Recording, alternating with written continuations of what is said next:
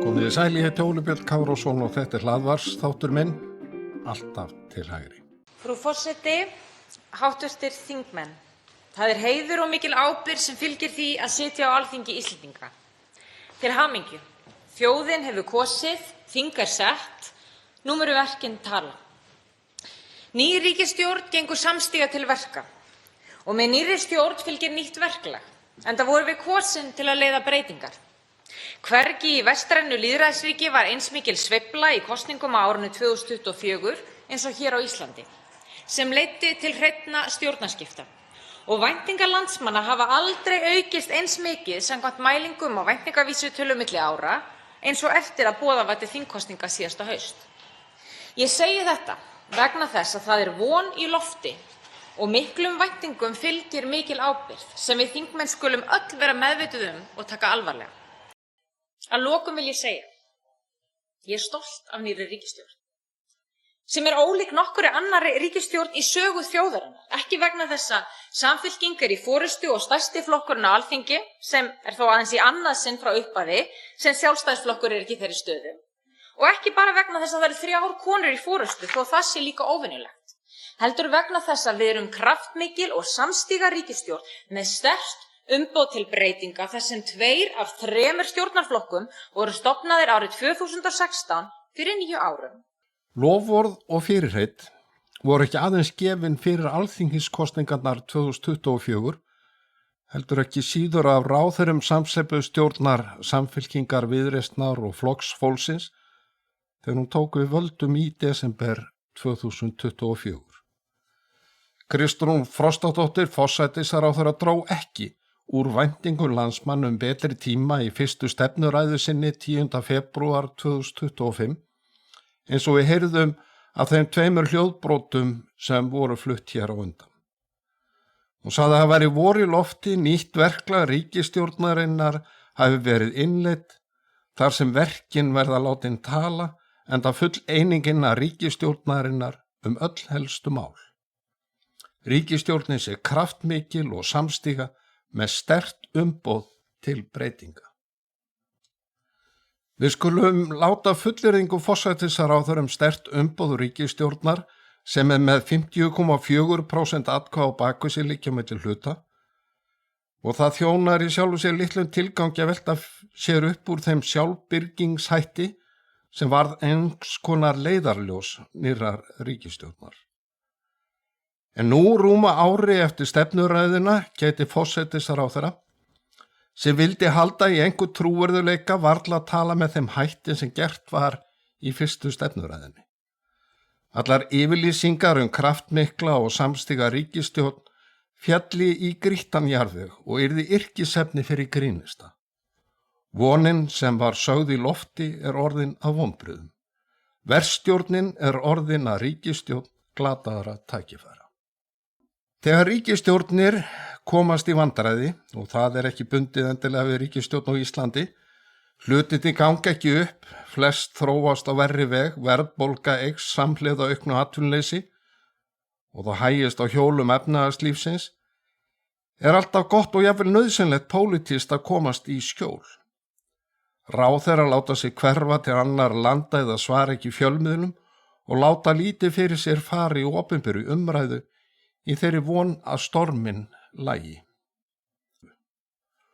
Og aldrei er meira skjól að fá en þegar að þingið er ekki á störfum.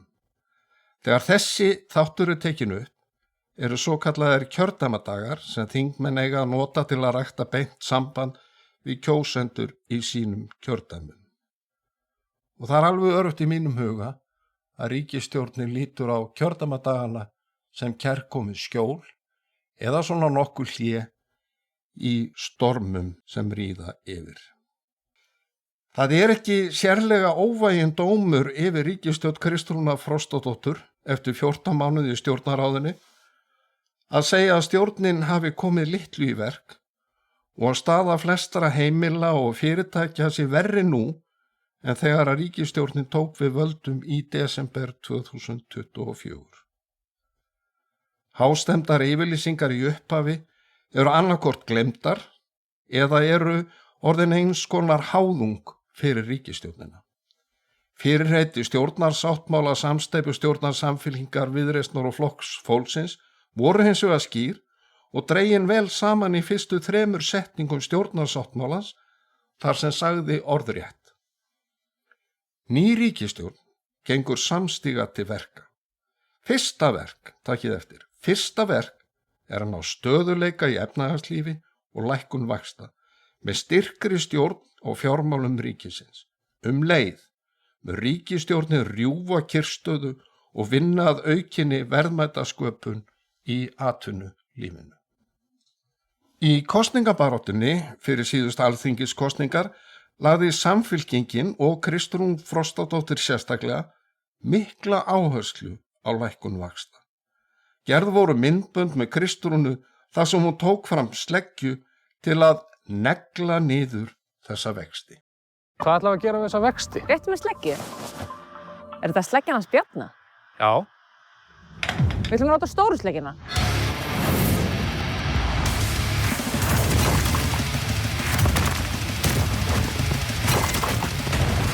Svona ætlum við að negla niður þessa vexti.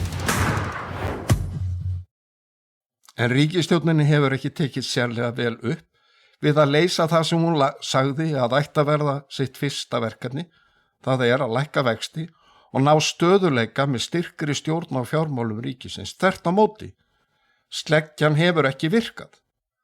Þegar ríkisstjórnin tók við var verðbólga 4,8% og hafði farið lækkandi allt frá ársbyrjun 2023 þegar hún fór yfir 10% í kjölfar COVID, Reykjaneselda og hækkandi heimsmarkaðsverðs á olíu og rauninni fleiri aðföngum vegna innárásarstríðs Rússa í Úkraínu.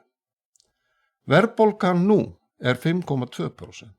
Sama á við lækkun vaxta. Það hefur ekki gengið fram. Vaxtalækkunarferlið var hafið í tíð fyrri ríkisstjórnar en svokölluð kyrrstaða hefur heldur ekki verið rofin. Þvert á móti hefur hægst á hjólum efnahagslífsins og atvinnuleysi hefur aukist eins og áður segir. Hagvaxtarhorfur eru verri nú en fyrir 14 mánuðum þegar Kristrún Frostadóttir tók við völdum. En Kristrún virðist ætla að halda sér við það sem hún kallar planið, sem hún hefur verið dugleg við að tala um. Við erum með plan. En svo hún útskýrði í óundirbúnum fyrirspurnum 2. febrúar síðastliðinn. Hlustum. Frú forseti, ég get upplýst það ef að hv. þingmaður veit ekki eða man ekki hvert planið er. En planið er engin hallarekstur ríkissjóðs, planið er jafnvægis hagvöxtur, planið er fyrirsjáanleiki og stöðuleiki. Þess vegna erum við með stöðuleika í hagstjórn og hlaupum ekki upp til handa og fóta út á stökum mælingum. Þetta er ekki óskhyggja, það liggur fyrir að við ætlum að skila af okkur jákvæðri stöðu strax á næsta ári. En planið er ekki að virka og trúverðuleiki ríkisstjórnarinnar er að veði og þó sérstaklega trúverðuleiki Kristrúnar Frostadóttur, forsætisráðherra, sem gaf stærri fyrirheit en hún hefur náð að efna fram að þessu. Í peningamálum Seðlabankans segir að aukna verðbólgu í janúar síðastliðnum megi einkum rekja til áhrifa hækkunar á ýmsum opinberum gjöldum og þjónustu. Þessu mótmælti Daði Már Kristófersson fjármálaráðherra og kenndi bílaumboðum og olíufélögum hærri verðbólgu. Forseti, ég þakka hv. þingmanni Sigmundi Davíð Gunnlaugssyni fyrir spurninguna og tek undir með honum að það er auðvitað mikið áhyggjuefni að verðbólga sé að hækka. Það er hins vegar mjög mikilvægt að við rýnum þessar tölur og skoðum í grunninn hver ástæðan er og það hefur orðið töluverð umræða það og kemur raunar fram í máli hv. þingmanns að stjórnarandstaðan hafi varað við áhrifum breytinga á kílómetragjaldi og vörugjöldum á bifreiðum á vísitölu neysluverðs. Nú liggur mat Hagstofu Íslands fyrir og það kemur í ljós. Áhrifin eru nákvæmlega í samræmi við það sem fjármálaráðuneytið spáði og að hækkunin sem að verða núna á verðbólgu vegna annarra þátta, þess að hækkunar á eldsneytisverðinu sjálfu og álagningu eldsneytis eða annarra slíkra þátta og álagningu á bifreiðar. Það auðvitað slæmt þegar að breytingar eru notaðar til þess að réttlæta hækkanir. Það hins vegar þannig að það bendir til undirliggjandi verðbólguþrýstings og ég tek fyllilega undir með hv. þingmanni að við þurfum að bregðast við því. Þetta var fjármálaráðherra þegar hann svaraði óundirbúinni fyrirspurn frá Sigmundi Davíð Gunnlaugssyni formanni Miðflokksins 29. janúar eða sama dag og Hagstofan birti frétt 5,2% verðbólgu. Sigmundur Davíð taldi svar ráðherrans vera furðusvar. Þetta var mikið furðusvar. Ég hélt á allavega að hæstvirtur ráðherra myndi halda sig við þá stefnu sem að hefur verið ríkjandi hjá honum eða yfirlýsingar hingað til hann fylgdist þó með gangi mála. En nú virðist hæstvirtur fjármálaráðherra hættur að fylgjast með líka því að í greiningu Hagstofunnar koma ástæðurnar fyrir verðbólguhækkuninni fram og það eru nákvæmlega þær ástæður sem að vara við hér fyrir áramótin. Það vegna aðgerða ríkisstjórnarinnar og afleiðinga, fyrirsjáanlegra afleiðinga þeirra aðgerða. En ég get ekki skilið svar hæstvirts ráðherra öðruvísi en svo að ríkisstjórnin kjósi að halda áfram að lifa í sínum sýndarveruleika og muni ekki bregðast við, þrátt fyrir að staðreyndirnar liggi fyrir.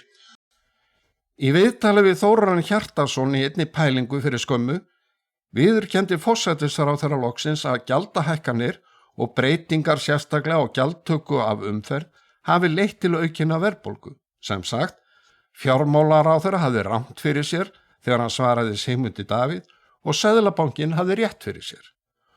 Og greinlegt að sannfæring forsætisráðherra fyrir planinu ekki svo sem hún var í upphafi. Sem dæmi, já, þessar gjaldahækkanir sem fólk var ósátt við. Ég skilði alveg. Auðvitað hefði ég frekar vilja að þetta mældist ekki verðbólgu. Veistu hvað mælist ekki verðbólgu? Skattahækkanir. Þau hefði getað náð sömu peningum inn í ríkissjóð með sömu áhrifum en það hefði bara ekki mælst í verðbólgu. Ég vissi alltaf að það kæmu svona einhver höggun á milli. En það sem að fólk þarf að heyra núna frá mér og okkur að við getum staðið við planið og ég veit að einhverjum sem finnst þetta rosa fyndi og eitthvað svona ha-ha dæmi, skilji. Það samt bara búin að vera ein tegund af hagstjórnin í 10 ár.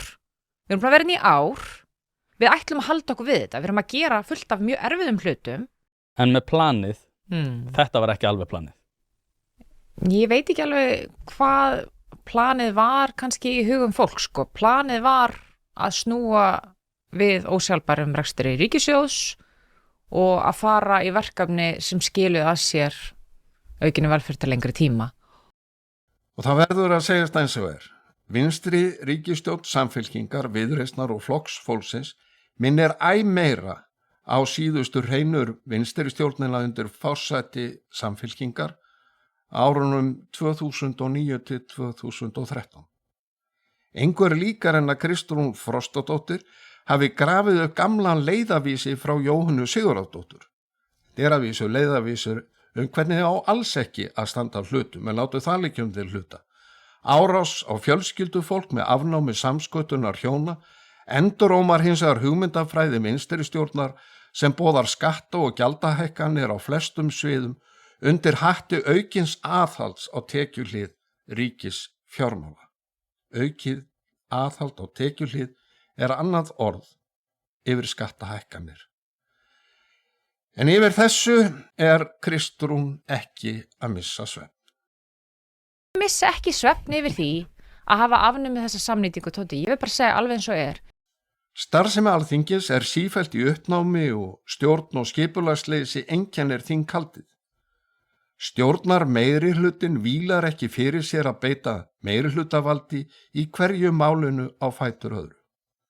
Ekki aðeins í veiðigjaldamálinu síðasta sumar, þar sem Þórunn Sveinbjarnardóttir forseti þingsins ákvað að beita 71. grein þingskapalaga, svokölluðu kjarnorkuákvæði, til að koma í veg fyrir frekari umræðu, heldur ekki síður í að meina minnihlutanum að afla gagna við afgreiðslu þingmála, fá sérfræði álit í viðkvæmum og flóknum málum og boða gesti á fundi fastanefnda.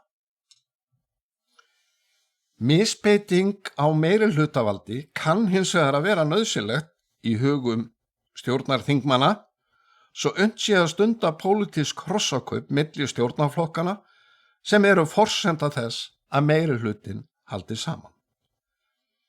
Stuðningur Flokks fólksins við veiðigjaldafrumvarpið var keyptur með því að samþykkja breytingar á strandveiðum sem sérstakt áhugamál Sigurjóns Þórðarsonar þingmanns Flokks fólksins sem þá var formaður atvinnuveganefndar en stýri nú fjárlaganefnd.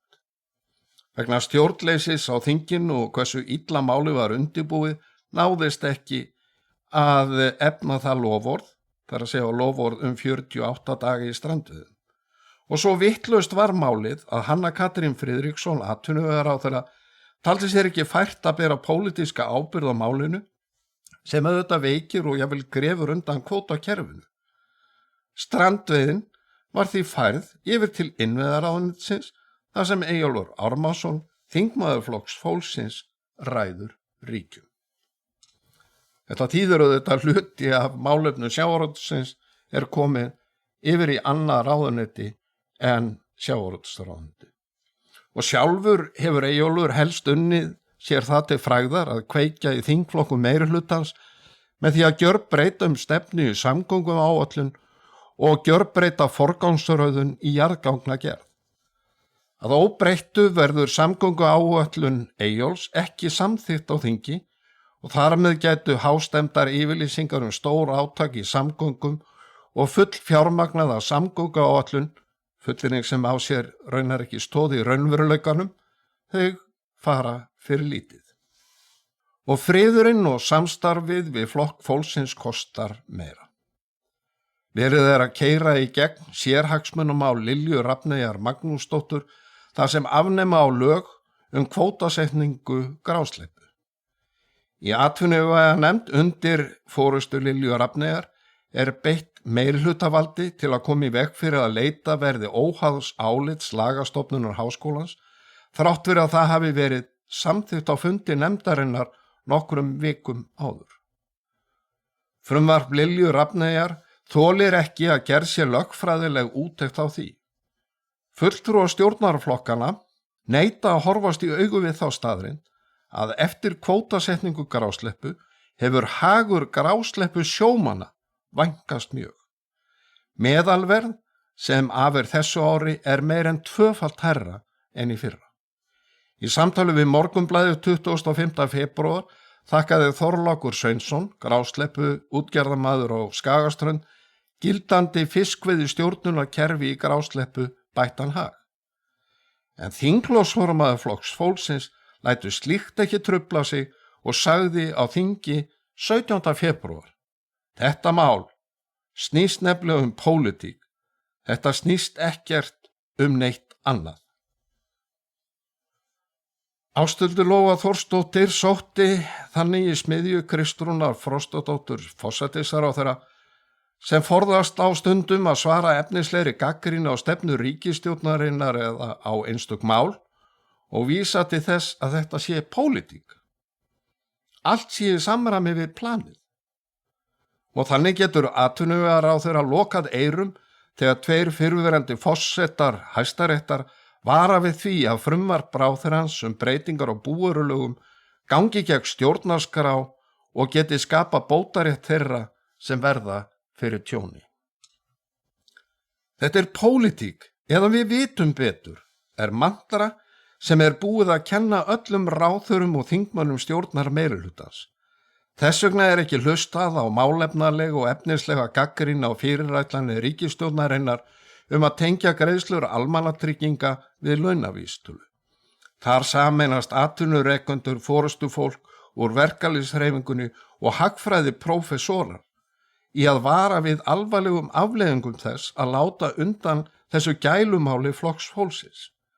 Daði Már Kristófersson fjármálaráðherra sem áður hafði ásamt sérfræðingum fjármálaráðuneytisins varað við þessum breytingum, þar að segja tengja almannatrygginga við launavísitölu og bent á að gengi væri gegn sjálfbærni ríkisfjármála, þegir nú þunnu hljóði.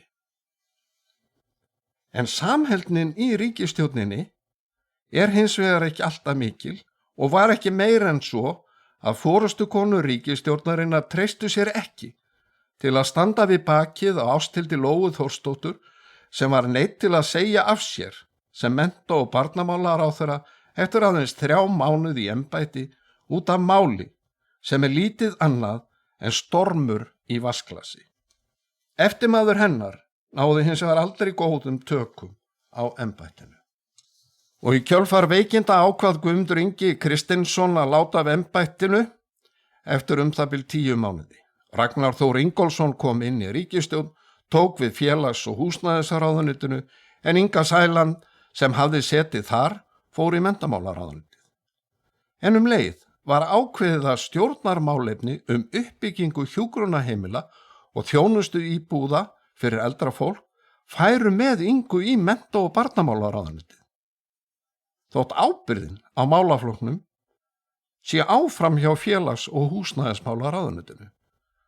Þannig var látið undan duttlungum formanns Flokks fólksins þó augljós sé að verið sé að ganga gegn ákvæðum laga stjórnarráðið.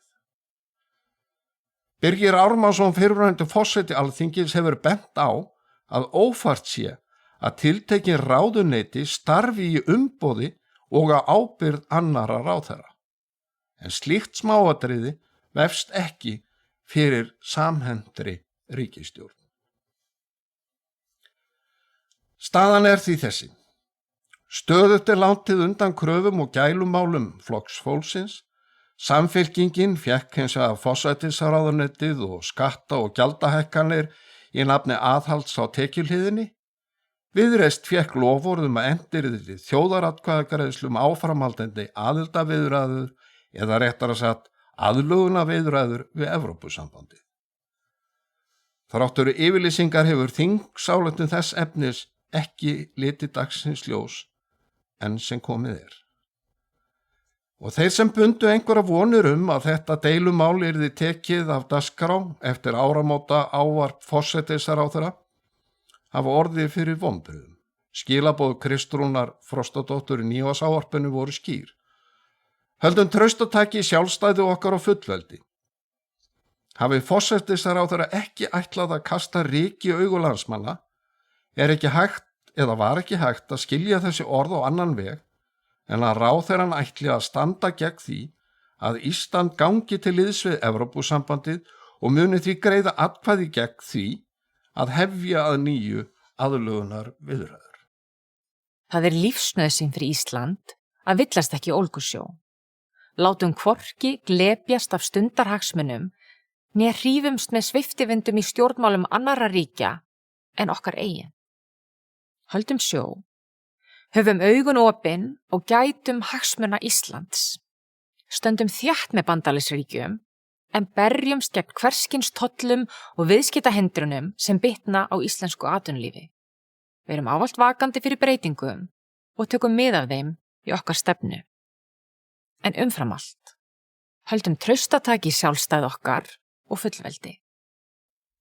Þessi orð Kristrúnar tóna ágætlega við það sem hún sagði fyrir síðust alþingiskosningar, aðild að Evrópusambandinu sé ekki á dagskrá, en svo breyttist tónninn.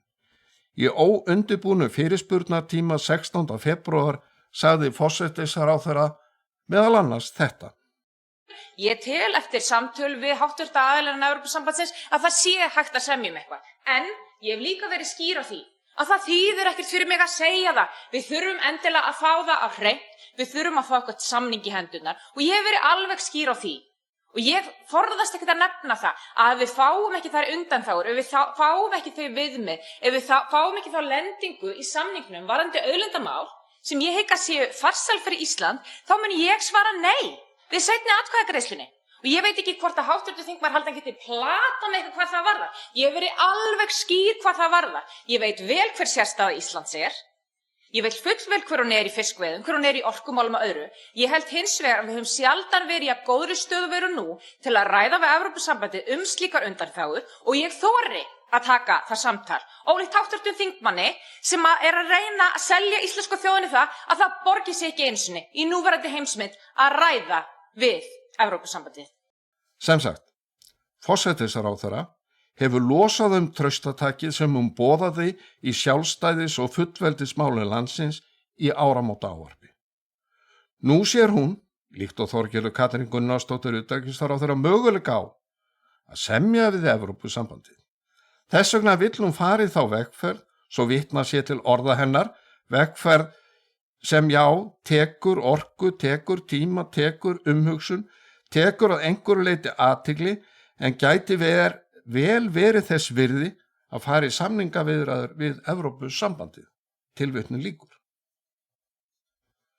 En svo kann annað að búa baki því að forsætisráðherra telji rétt að setja hugsanlega aðild að Evrópusambandinu á dagskrá, þrátt fyrir hrakfarir vinstri ríkisstjórnar Samfylkingarinnar 2009 til 2013. Þegar flest ríkisstjórnin andrækt, jafnt sundurþykkja, skipulagsleysi og staða efnahagsmála almennt, þá gott að leita skjóls og reyna að dreifa huga kjósenda með því að efna til deilna aðild að Evrópusambandinu.